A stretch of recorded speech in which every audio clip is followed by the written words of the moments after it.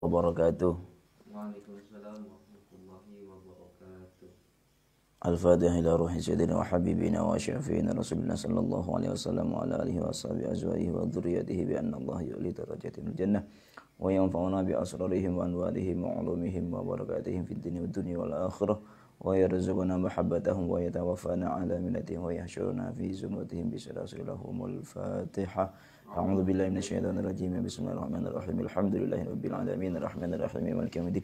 Iyyaka na'budu wa iyyaka nasta'in. Ihdinas siratal mustaqim, siratal ladzina an'amta 'alaihim ghairil maghdubi 'alaihim waladdallin. Amin. Al-Fatihah li jami'i akhanihim al-anbiya'i wal mursalin wal malaikatil muqarrabin wa syuhada'i wal ulama'il 'amilin. Ya Allah khususna syuhana wa rabbana syahmi ya syahmi wa syahmi wa jami'a syahana wa la jami'a masyayikh banjur. نأخذ بذي شيخنا وربنا شيخ عبد المنان المنتهى وإليك إمام عبد الله بن عبد المنان ثم خصوصا جميع مشايخ بدرنا يا الله نخصوصا مرحوم كي عبد المجيد وإلى روحك عباس ولا عليك وسلم وسلم ثم خصوصا حجي محمد صلى الله عليه وسلم وصلهم وفرهم ثم خصوصا إمام علي بهذا الكتاب شفاعة رسول الله صلى الله عليه وسلم الفاتحة أعوذ بالله من الشيطان الرجيم بسم الله الرحمن الرحيم الحمد لله رب العالمين الرحمن الرحيم مالك يوم الدين إياك نعبد وإياك نستعين اهدنا الصراط المستقيم صراط الذين أنعمت عليهم غير المغضوب عليهم ولا الضالين آمين. الفاتحة لآبائنا وأمهاتنا وأجدادنا وجداتنا وأهل بيتنا وأقربائنا ولا جميع مشايخنا والمؤمنين أحسن وأحب إلينا من المسلمين والمؤمنين والمؤمنين شفاعة رسول الله وخصوصا كي ابن حفظ الدين حفظهم الله تعالى ورزقهم الصحة والعافية بشفاعة رسول الله صلى الله عليه وسلم الفاتحة. أعوذ بالله من الشيطان الرجيم بسم الله الرحمن الرحيم الحمد لله رب العالمين الرحمن الرحيم مالك يوم الدين إياك نعبد وإياك نستعين اهدنا الصراط المستقيم صراط الذين أنعمت عليهم غير المغضوب عليهم ولا الضالين آمين. بسم الله الرحمن الرحيم الحمد لله رب العالمين والصلاة والسلام على سيدنا محمد وعلى آله وصحبه أجمعين أما بعد. قال المؤلف رحمه الله تعالى ونفعنا به وبعلومه في الدارين آمين. بسم الله الرحمن الرحيم. Lanjut hadis dari anna Jibril nazala 'ala Nabi Muhammad sallallahu alaihi wasallam wa qala ila akhirih sampai pada ya Muhammad. Ya Muhammad wahai Muhammad, tarikus salati bermula orang yang meninggalkan salat la yu'adu, yaitu tidak boleh dijenguk siapa tarikus shalah fi maradhihi dalam waktu sakitnya tarikus shalah wala yutba'u dan tidak boleh diiringi siapa tarikus shalah fi janazatihi di dalam jenazahnya tarikus shalah wala yusallamu dan tidak usah diucapkan salam siapa alaihi tarikus shalah wala yu'akalu dan juga tidak usah diberi makan wala yusyarabu dan juga tidak usah diberi minum siapa tarikus shalah wala yuhasab wala yusahabu dan juga tidak usah dibuat teman siapa tarikus shalah wala yujalasu dan juga tidak usah dipersilahkan duduk siapa si tarikus shalah wala dina tidak dan tidak ada agama yang sempurna itu maujud lahu bagi tarikus shalah.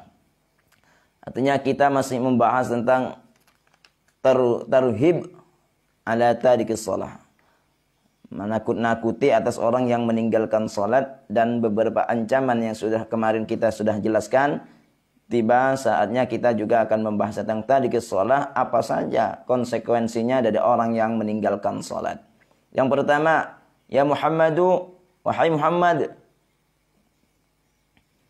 tarikus salat, ya orang yang meninggalkan salat, ini enggak usah dijenguk di waktu sakitnya. Di waktu sakitnya orang yang sedang atau yang meninggalkan salat selama hidupnya, bahkan mengentengkan, melalaikan terhadap salat, tidak pernah melakukan salat, dan di waktu itu sakit, maka enggak usah dijenguk.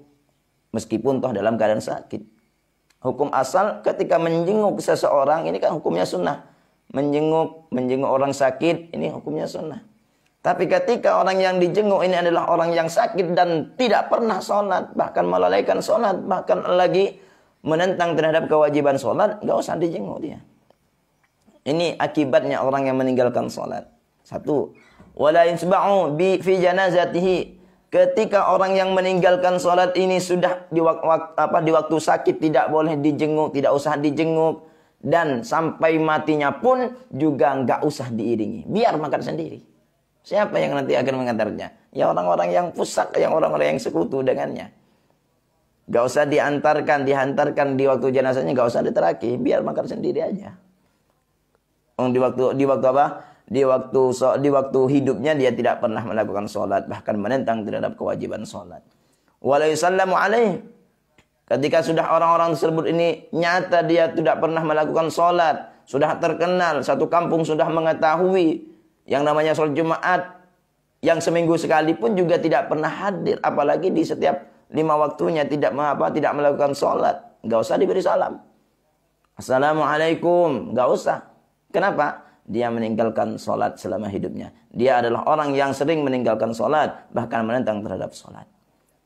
Tidak usah diberi makan, tidak usah diberi minum. Ini ancaman untuk mereka. Di dunia sudah diancam oleh Allah Subhanahu wa taala. Disuruh tinggalkan, beri makan, beri minum, enggak usah dijenguk ketika, enggak usah diiringi ketika diberangkatkan jenazahnya, tidak usah dikhusus salam. Ini ancaman untuk mereka orang-orang yang meninggalkan sholat.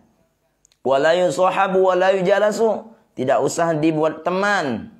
Kenapa? Karena khawatir kita juga akan menjadi temannya mereka. Dalam artian nanti kita akan terjerumus dalam perangkapnya. Mereka mengajak-ngajaknya, untuk apa kita sholat? Sholat enggak sholat tetap rokok misalkan. Tetap rokokan. Sholat enggak sholat tetap mati. Iya betul. Tapi kalau kita tidak didasari dengan iman yang kuat, kita akan kalah dengannya. Kita akan goyah. Kenapa? Karena mereka ada bantuannya. Ada bantuan yang kita tidak bisa melihatnya, tapi melewati lisan yang keluar dari orang yang meninggalkan salat tersebut. Mengajak kepada kita untuk juga ikut andil dalam meninggalkan salat. Makanya enggak usah wala yusahabu wala yujalasu. Enggak usah dibuatkan teman, enggak usah menjadi teman duduk, enggak usah. Bahkan satu kafe misalkan, satu majelis dengannya, orang tersebut sering meninggalkan sholat. Hati-hati, misalkan orang yang sering meninggalkan sholat ini mengajak kita ke kafe untuk ngopi, untuk ngobrol apa ini. Dia mengeluarkan tipu dayanya, maka idenya ini dikeluarkan. Bagaimana caranya? Orang tersebut itu sama seperti saya. Kenapa? Karena mereka didampingi, ada pendampingnya, yaitu syaitonir rajim. Ada pendampingnya untuk bagaimana bisa melupakan akan waktunya sholat. Sehingga ketika waktu ngopi misalkan adzan waktu zuhur, terus masih ngopi, asar masih ngegame, terus sampai maghrib masih ngegame lagi, sampai zuhur, asar, maghrib. Ini sudah 3 waktu yang terlewatkan gara-gara berkumpul atau bermujalasah dengan orang-orang yang tadiki sholat, orang yang meninggalkan sholat. Maka bahayanya itu. Ketika kita berteman dengan orang yang sering meninggalkan sholat, berkumpul dalam satu kafe dengan orang yang meninggalkan sholat, mereka ada temannya yang untuk membujuk kita, dalam artian bisa menyuruh kita untuk meninggalkan sholat. Dengan cara apa? Dengan cara santai. Ngajaknya apa? Ngajak nge-game online, main Mobile Legends misalkan. Itu mengajak bagaimana caranya orang tersebut bisa lupa akan waktunya. Sehingga meskipun waktu asar sudah tiba, tetap fokus pada gamenya. Akhirnya lewat semua. Ya. Gara-gara mereka sudah akrab dengan orang-orang yang sering meninggalkan sholat, akhirnya keturutan atau dalam artian ikut andil dalam meninggalkan sholat. Makanya kita harus hati-hati dalam berteman. Waladina lahu, dan tidak ada agama yang sempurna lahu baginya. Kenapa? Karena mereka dah meninggalkan sholat. Sedangkan sholat itu adalah termasuk dari rukun Islam yang nomor 2, yakni sholat. Bunyal Islamu ala khamsin, syahadati alla ilaha illallah wa anna Muhammad Rasulullah wa iqamis sholat. Melaksanakan sholat, menegakkan sholat. Ini yang terpenting. Wala amanah, dan tidak ada amanah, yaitu mawjud lahu bagi tadi ke salat. wala hadza dan tidak juga mendapatkan bagian yaitu maujud lahu bagi tarikis shalah fi rahmatillahi dalam rahmatnya Allah Subhanahu wa taala wa huwa bermula tarikus shalah ma'al munafiqina yaitu bersama orang-orang munafikin fid darkil asfali dalam pangkal atau ujung al asfali yang paling bawah minan nari dari api neraka. Dari neraka. Artinya orang yang sering meninggalkan sholat bahkan menentang terhadap kewajibannya sholat ini tidak ada amanah baginya. Sudah khianat dia. Kenapa? Karena dia mendapatkan amanah untuk menjaga waktu sholatnya, untuk menjaga kewajibannya setiap waktu harus kita lakukan. Ini malah enak-enakan, melalaikan terhadap waktu sholatnya, ngopi dan sebagainya sehingga lupa akan sholatnya. Bahkan ada kesengajaan untuk meninggalkan sholatnya. Ini sudah tidak ada amanah lagi. Dia sudah khianat. Termasuk tergolong orang-orang munafikin. Kenapa? Karena kita mengemban yang namanya amanah. Apa dia? Melakukan sholat. Di antara salah satunya amanah yang diberikan Allah kepada kita adalah sholat. Berarti kalau kita tidak sholat, berarti kita khianat. La amanata lahu. Tidak ada amanah, yakni sudah khianat kepada Allah Subhanahu wa ta'ala. Sudah mengkhianati Allah Subhanahu wa taala yang disuruh melakukan salat malah tidak. Wala hadzalahu dan juga tidak mendapatkan bagian orang yang sering meninggalkan salat. Orang yang meninggalkan salat ini tidak akan mendapatkan bagian dalam rahmatnya Allah Subhanahu wa taala. Wis tak boleh apa-apa. Rahmatnya Allah tidak mendapatkan. Wa huwa ma'al munafiqina fid darkil asfali minan nar. Mereka orang-orang tarikis shalah meninggalkan salat yang tergolong bersama orang-orang munafikin yang ada dalam neraka yang paling bawah. Ini tergolong. Kenapa? Ya di antaranya itu. Kita atau orang tarikis shalah ini diberi amanah untuk apa? Untuk melakukan salat malah khianat. Sedangkan ketika orang tersebut diberi amanah kok khianat, ini tergolong dari orang-orang munafikin. Ayatul munafikin kan salah satu itu. Di antaranya idza tumina khana. Ketika dipercaya kok malah khianat. Nah, ketika sudah khianat maka terkategori orang-orang munafikin. Maka dari itu orang-orang yang meninggalkan salat ini juga termasuk khianat kepada Allah Subhanahu wa taala, tidak menjaga terhadap amanahnya sehingga akan dijerumuskan, akan ditenggelamkan dalam neraka yang paling bawah. Tarikus salati bermula orang yang meninggalkan salat, yudha'afu yaitu dilipat gandakan lahu bagi tarikus salah al-adabu apa siksaan dhi'faini dengan dua kali lipat.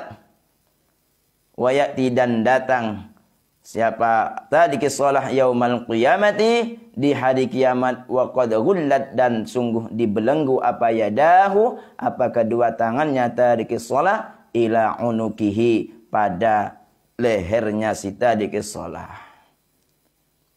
Orang yang meninggalkan salat ketika disiksa oleh Allah Subhanahu wa taala dalam nerakanya yudha'afu lahu al-'adzabu dhi'faini, maka akan dilipat gandakan.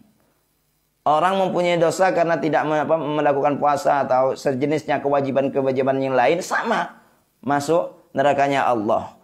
Dan siksaannya ini tidak seberat dengan siksaan salat. Ya, kalau salat di sini sudah jelas tarikus shalah yudha'afu lahul 'adzabu dhi'faini, dilipat gandakan menjadi dua.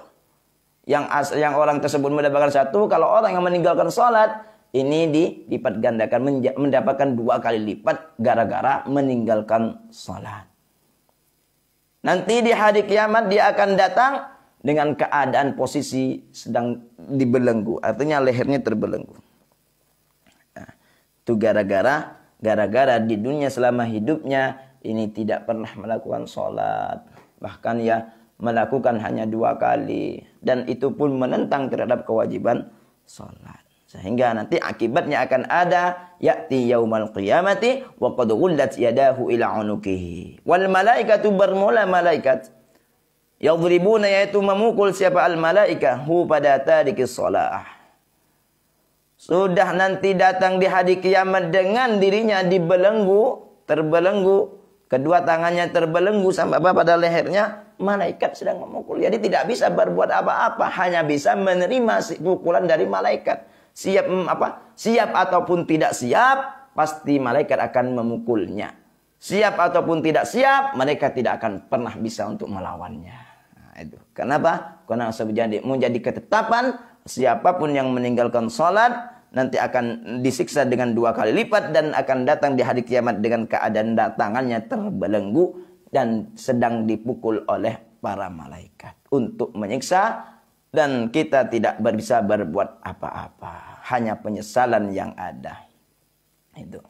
Kenapa saya tidak sholat dulu? Ya, penyesalan yang ada. Kalau sekarang kita hanya mendengarkan beritanya saja, tapi kebenarannya nanti insya Allah akan datang nanti ketika sudah masuk ke yaumal qiyamati. Nah, kita kan sekarang sedang membaca hadisnya. Benar atau tidak kita buktikan nantinya.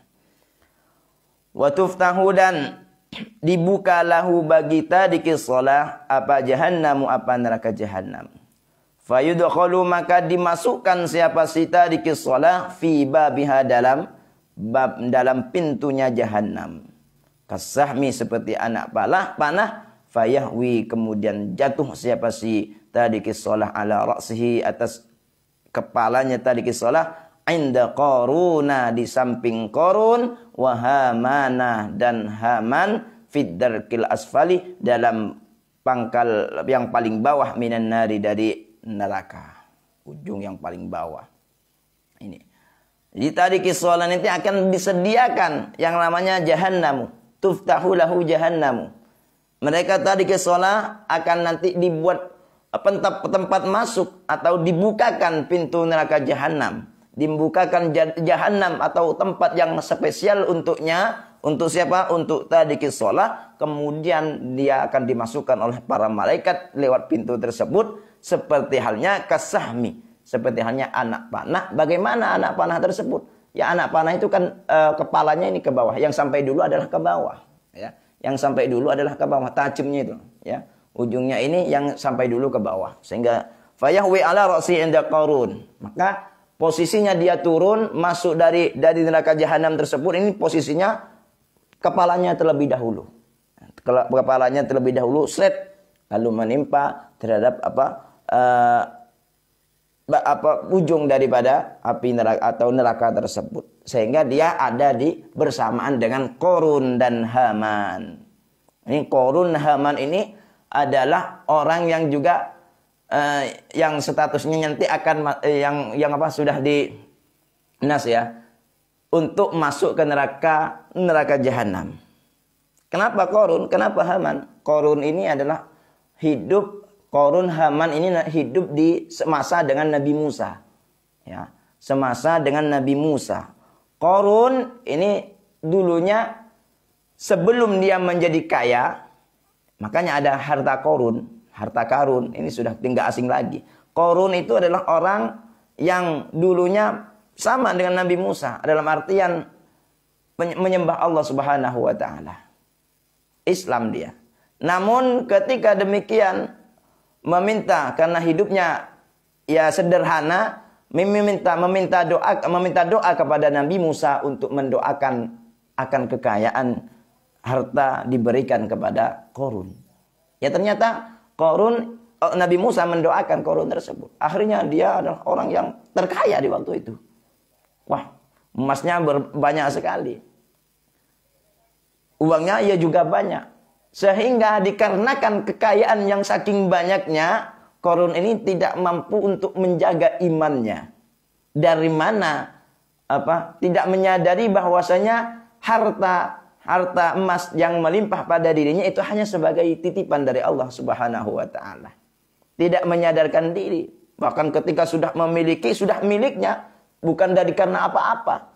Tidak menyadari, sehingga dia merasa sombong, merasa dengki dan sejenisnya.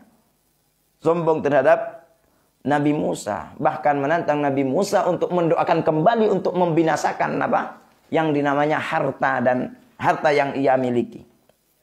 Ini yang asalnya timbulnya biwasilati du'ain Nabi Musa, dengan lantaran di Qarun itu disebabkan kayanya, disebabkan lantaran Nabi Musa mendoakannya, mendoakan kekayaan padanya. Kemudian habisnya harta Qarun ini juga dikarenakan biwasilati Nabi Musa.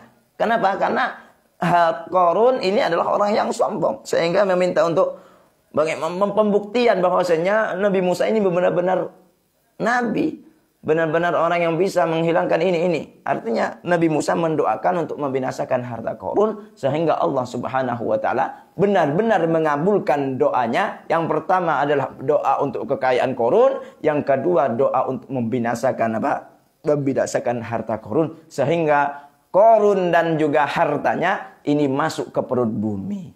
Makanya nggak ada istilah orang yang mencari harta Qarun ini di pegunungan, di atas gunung atau di atas langit, nggak ada, pasti di bumi.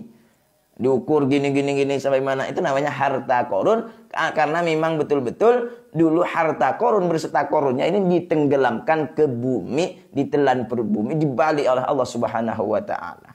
Karena kesombongannya, karena tidak menyadari kekayaan itu hanya sebagai titipan untuknya, tidak boleh disombongkan. Akhirnya itu banyak harta-harta Qarun yang belum ditemukan di perut bumi. Ya, makanya jadi mencari harta Qarun jangan di langit, tapi di bumi. Yang kedua, Haman. Kenapa Haman ini kok ada neraka jahanam? Dia itu adalah menterinya siapa? Menterinya Fir'aun. Penasehat Fir'aun. Fir'aun menyuruh penasehatnya menyuruh kepada Haman untuk membakar tanah, dibuat bata ya, dibuat batu bata yang nantinya untuk bisa membangun setinggi-tingginya untuk bisa melihat Tuhannya Nabi Musa, yakni melihat Allah. Ya. Mengatakan bahwasanya pembuktian bahwasanya tidak ada Tuhan kecuali saya. Ya gitu. Ini Haman tangan apa? Juru bicaranya Haman. Menterinya adalah Haman, tangan kanannya adalah Haman.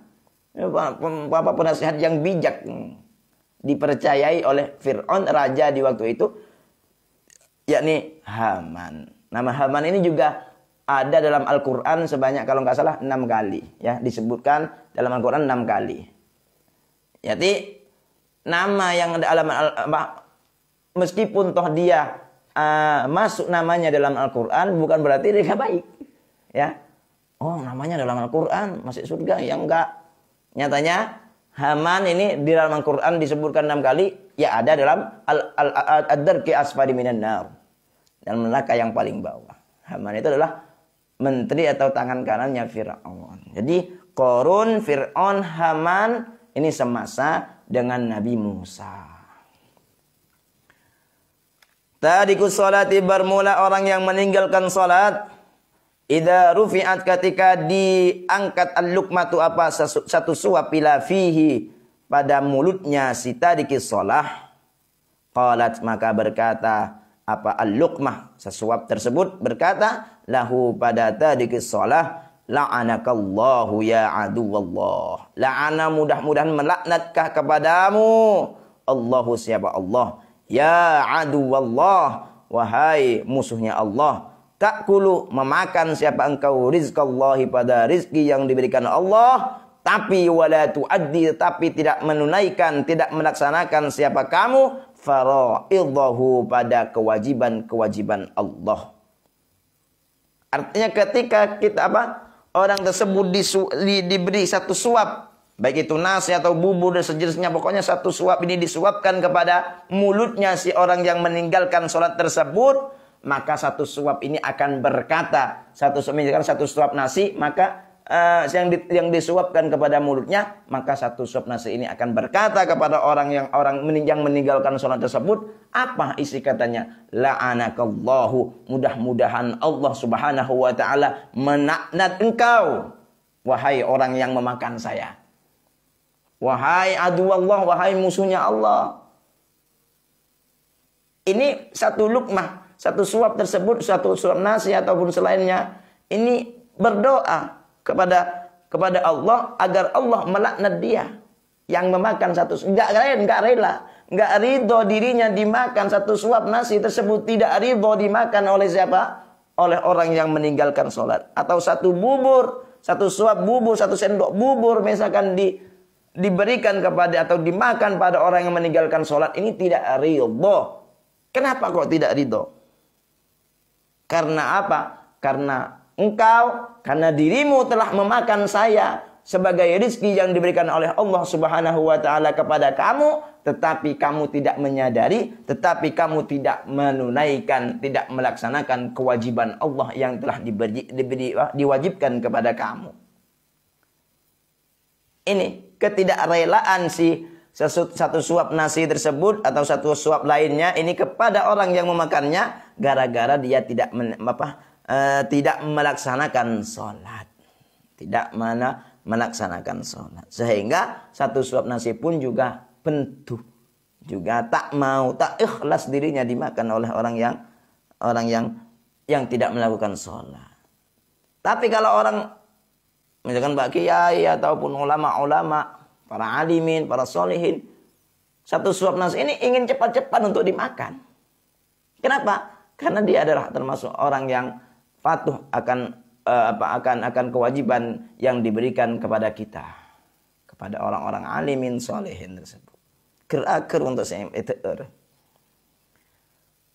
Qati'us sholati bermula orang yang memutus salat tabarru yaitu meminta bebas minhu dari qati'is sholati athawabu apa pakaian fi jasadihi dalam jasadnya si qati'is shalah wa yaqulu dan berkata siapa si Saub laula an sakharani seandainya tidak meluluhkan ni kepadaku Rabbi siapa Tuhanku laka kepadamu la farartu maka yakti pergi siapa aku mingkah dari kamu.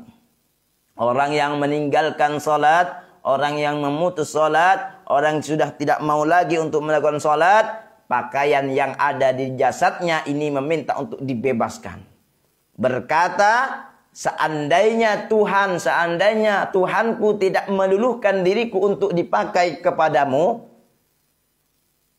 seandainya saya bisa melawan untuk kepada dirimu, tidak diluluhkan oleh Allah untuk masuk ke kiri, masuk ke kanan, la farartu minkah, maka saya akan pergi dari kamu. Mau buruh saya. Kenapa? Tidak ikhlas. Gara-gara apa? Gara-gara orang tersebut tidak melakukan sholat. Lebih-lebih pakaiannya ketika dibuat pergi ke kemaksiatan. Dia tidak ikhlas. Berkata bahwasanya tidak ikhlas saya dipakai oleh orang ini. Kenapa? Karena orang ini orang yang meninggalkan sholat, tidak melaksanakan terhadap kewajiban Allah yang telah diwajibkan kepadanya. Pakaian pun juga enggak ikhlas. Yang dipakai ini enggak ikhlas. Sarung kita enggak ikhlas. Kopiah ya orang tak sholat ya tak kopiahan. Ya berarti saya kopiahan. Tak ikhlas juga. Topinya ini pakai enggak ikhlas. Semua jenis pakaian enggak ikhlas semua. Kenapa? Karena tidak dibawa sholat. Ya. Jadi kalau kita mempunyai banyak pakaian, bawa sholat. Jangan pas waktu di sholat, mau sholat id baru dikeluarkan baju barunya. Ini kasihan mereka, nanti akan menuntut. Saya kok enggak ada yang dibawa sholat. Meskipun toh iya sholat. Apalagi tidak dipakai oleh orang yang tidak pernah sholat. Wah sungguh agung-agung yang namanya pakaian tersebut. Qati'us sholati bermula orang yang memutus sholat. Idza kharaja yaitu ketika keluar siapa qati'us sholati min baitihi dari rumahnya qati'us sholati qala maka berkata al baitu apa rumah la sahibaka mudah-mudahan tidak membarengikah kepadamu Allahu siapa Allah fi safarika di dalam perjalananmu. Ini didoakan oleh rumah tersebut. Ketika keluar dari rumahnya pun juga mendoakan jelek kepada orang yang tidak melakukan sholat tersebut. Mudah-mudahan kau tidak selamat, istilahnya seperti tidak selamat dalam perjalananmu. Tidak dibarengi Allah, maksudnya tidak selamat dalam perjalananmu. Ini didoakan.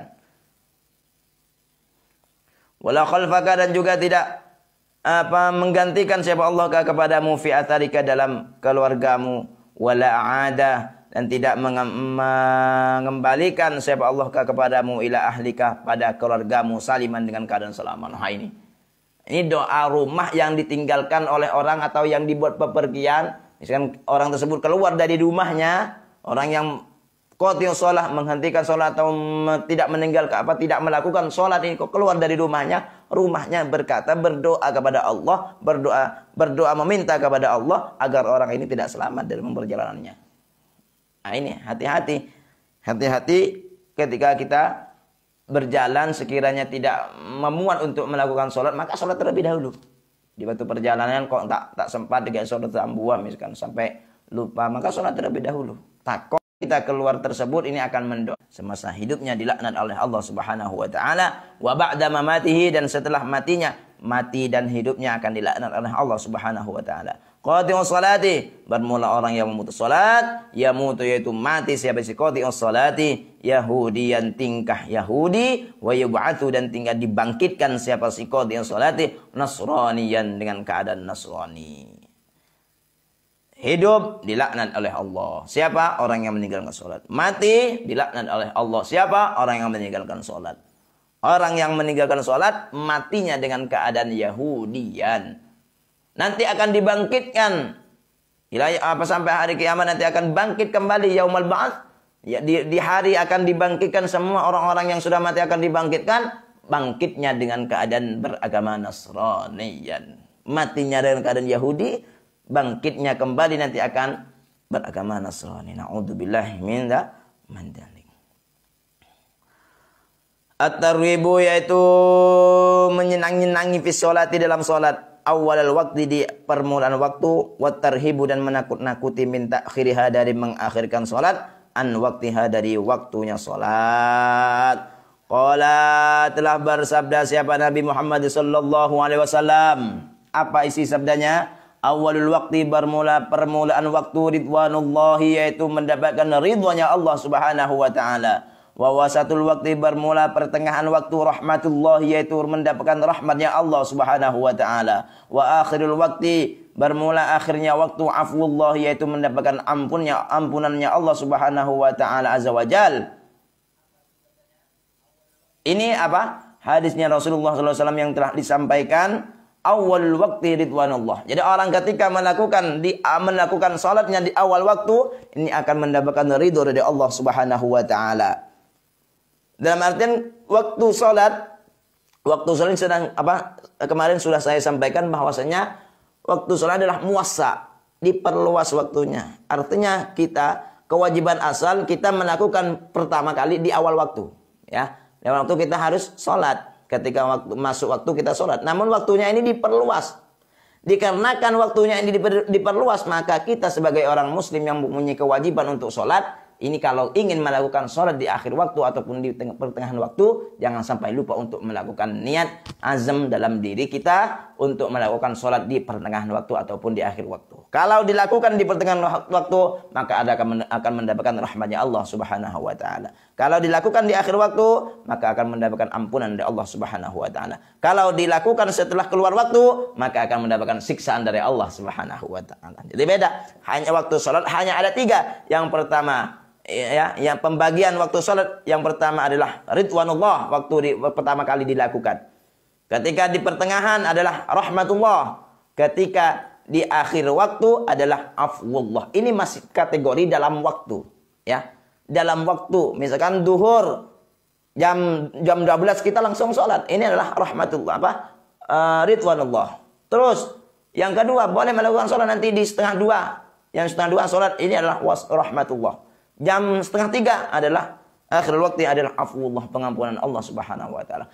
Yang keempat ini yang dikhawatirkan, takutnya duhurnya di setengah 5. Nah ini yang dikhawatirkan nanti. Bukan afwullah, bukan ridwanullah, bukan rahmatullah, tapi melainkan adzabullah. Ini yang dikhawatirkan. Coba 3 itu jangan ditambah-tambah. Kalau duhur nanti ada di setengah 4 atau setengah 5. Ini bahaya. Ingat, di sini cuma ada 3. Awal waktu ridwanullah, rahmatullah, afwullah. Wa qala dan telah bersabda siapa Nabi Muhammad sallallahu alaihi wasallam, afdhalul a'mali bermula paling utamanya beberapa amal. As-salatu yaitu melakukan salat di waktiha, bagi waktu pada waktunya salat. Paling utamanya amal ini adalah salat. Salat pada waktunya. Langsung masuk waktu ketiba. ketika memang tidak ada kesibukan langsung salat ketika waktu salat langsung nunggu adzan terus melakukan salat. Ini paling utamanya amal. Paling utama ya. Artinya kita mendapat predikat ridwanullah. Wa birrul walidaini, yang kedua, afdhalul a'mali as-shalatu, satu adalah salat tepat pada waktunya. Bukan tepat pada waktunya, artinya ketika di luar waktu boleh, enggak, sebetulnya as-shalatu li waqtiha, salat tepat pada waktunya dalam artian ketika waktunya sudah masuk kita langsung salat. Nunggu adzan langsung salat. Bukan tepat melakukan salat tepat pada waktunya dalam artian ketika tak tepat ini tetap sah, enggak seperti itu. Masalah kal duhur kal 4 misalkan ya enggak bisa. Yang ridwanullah, yang rahmatullah, yang afullah ini juga dinamakan tepat waktu, tapi di lain waktu. Ya. Lain waktunya, jam 12, jam setengah 2, jam setengah 3. Wabirul walidain, dan juga berbakti, berbuat baik kepada kedua orang tua. Ini juga tahap kedua setelah as-salat li waktiha, paling utamanya amal yaitu berbuat baik kepada kedua orang tua. Nah, ini yang jarang sekali kita temukan. Yang dikatakan birrul walidain ini sulit sekali. Karena pembatasannya itu adalah uffin, ya. Wala taqul lahuma uffin, jangan kamu berkata uff. Ada orang mengatakan ada yang mengatakan itu pisuan, atau ada yang mengatakan seperti itu. Itu juga berkata uff kepada kedua orang tua ini pun sudah tidak diperbolehkan. Apalagi kita, ya kan, sehari-harinya minta banyak komentarnya ketika disuruh oleh kedua orang tuanya. Banyak komentarnya ketika disuruh pergi gini-gini, banyak komentarnya. Padahal batasannya itu batas minimalnya orang tersebut dikatakan apa? Tidak birrul walidain, berkata uffin, wala taqul lahuma uffin. Iya, itu kan berkata uffin yang tidak diperbolehkan. Itu yang tidak diperbolehkan. Kalau memukul gimana? Ya kalau memukul lebih parah lagi. Ya, jangan dianggap berkata saja yang tidak diperbolehkan dalam artian memukul boleh, wah habis orang tuanya nanti. Berkata ini saja juga tidak diperbolehkan, apalagi yang lebih parah dengan cara memukul. Namanya itu qiyas aulawi atau fahwal hitab. Ya, qiyas aulawi, qiyas yang lebih-lebih. Ya, berkata saja tidak diperbolehkan, apalagi sama dengan itu. Wala taqrabuz zina innahu kana fahisyatan wa maqta wa sa'a sabila.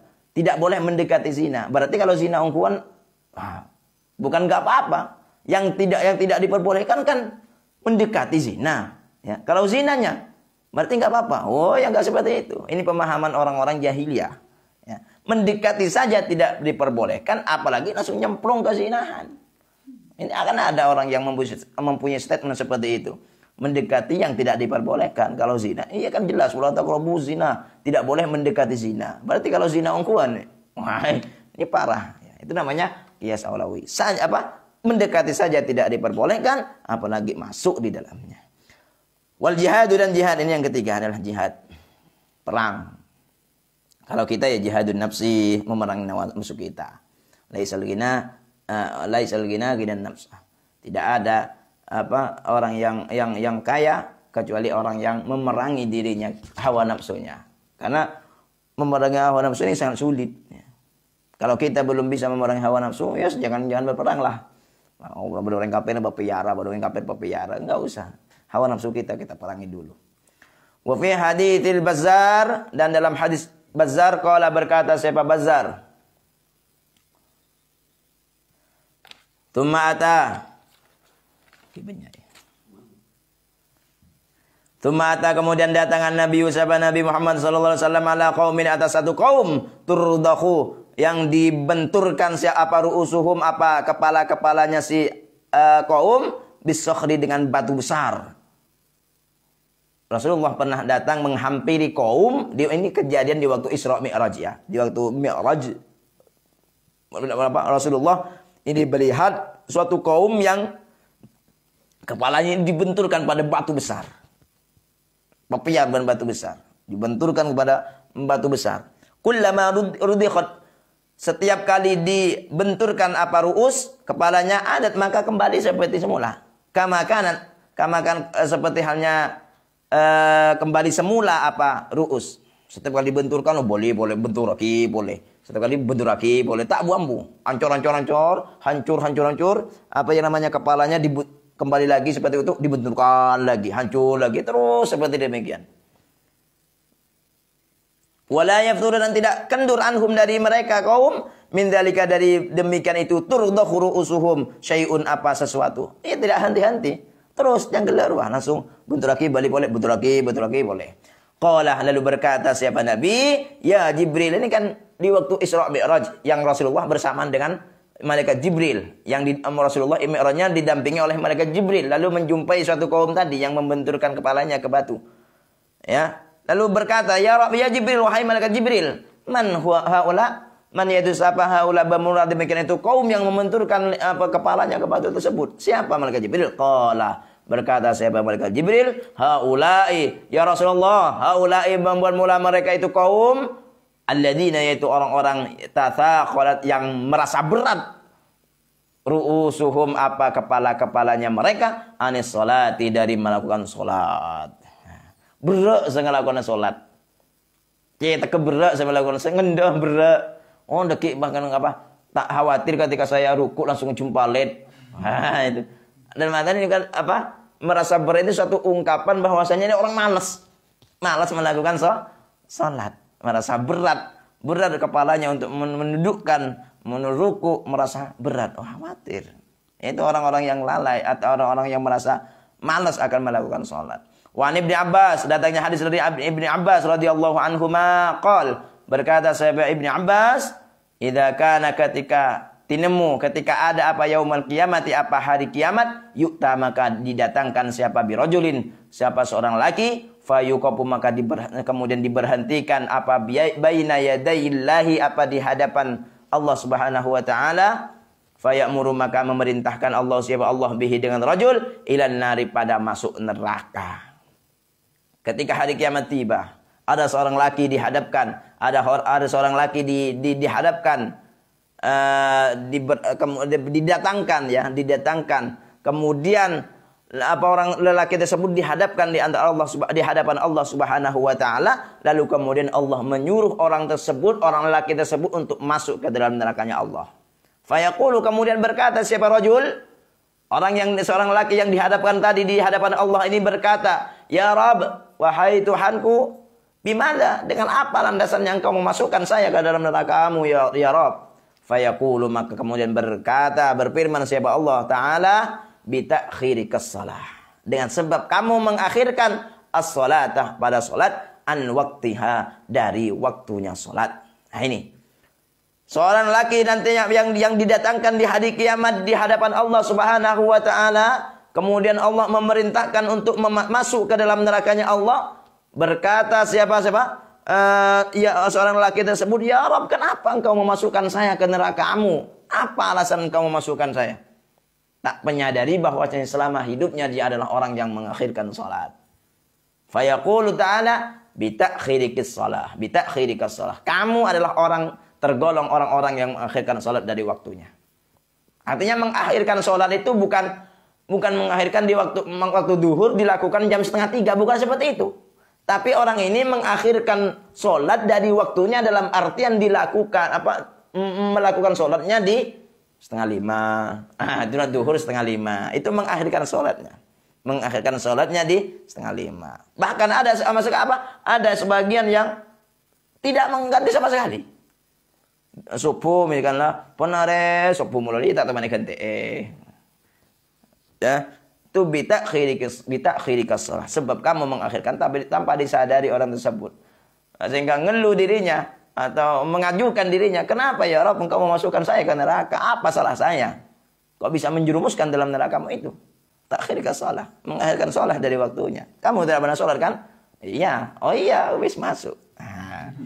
Gampang. Wahal fika, dan sumpahmu bi kepadaku, mengatasnamaku kadiban, dengan keadaan palsu, namanya sumpah palsu. Ya, sumpah palsu. Billahi padahal yang kuat. Bersumpah mengatasnamakan Allah, tapi dirinya orang yang berbohong. Ya. Bodoh kayak billahi bodoh. Demi Allah, demi riya, demi Allah. Wallahi demi Allah ngantuk kapi. Huruf kosam ngantuk kapi, tapi datiahnya barang yang disumpah itu adalah orang yang berbohong. Billahi engkau tak ngecok cebedak kek. Padahal diri ngecok. Itu namanya sumpah palsu mengatasnamakan Allah. Allah dibawa-bawa tapi tidak benar. At-tarwibu fi sholati tatawwu'i wallahu a'lam bis-shawab. Habis. Wassalamualaikum warahmatullahi wabarakatuh.